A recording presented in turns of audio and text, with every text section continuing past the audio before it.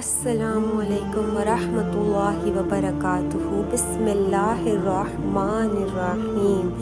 شروع اللہ کے نام سے جو بہت بڑا مہربان اور نہایت رحم کرنے والا ہے۔ اللہ کی رضا کا حقیقی معیار۔ ایک شخص اللہ کا فرما بردار ہے، دوسرا اللہ کا نافرمان ہے۔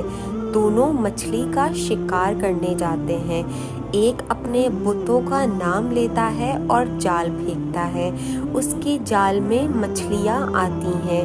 دوسرا اللہ کا نام لیتا ہے اور جال پھینکتا ہے اور اس کے جال میں کچھ نہیں آتا۔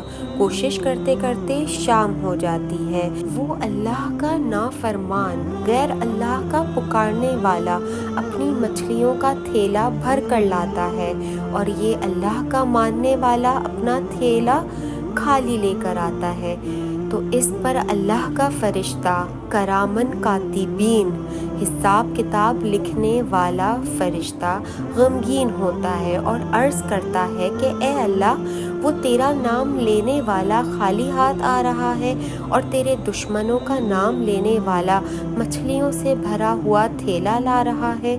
اس پر اللہ رب العزت فرشتے کو ان دونوں کا آخرت میں ٹھکانہ دکھاتے ہوئے کہتے ہیں کہ دیکھ، جو مچھلیاں بھر کے لا رہا ہے اس کا ٹھکانہ جہنم ہے، یعنی آگ۔ مچھلیاں اس کے کس کام کی؟ یہ تو دنیا میں ہی ختم ہو جائیں گی، اور جو خالی ہاتھ آ رہا ہے اس کا مسکن یہ جنت ہے اور اس کا کوئی بدل نہیں ہے۔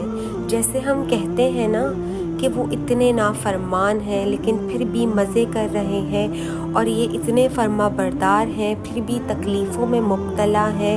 ارے اللہ کے یہاں مقبولیت اور پسندگی کا معیار کچھ اور ہے۔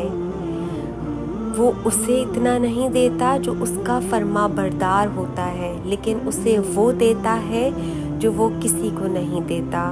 وہ حکیم ذات ہے، حکیم۔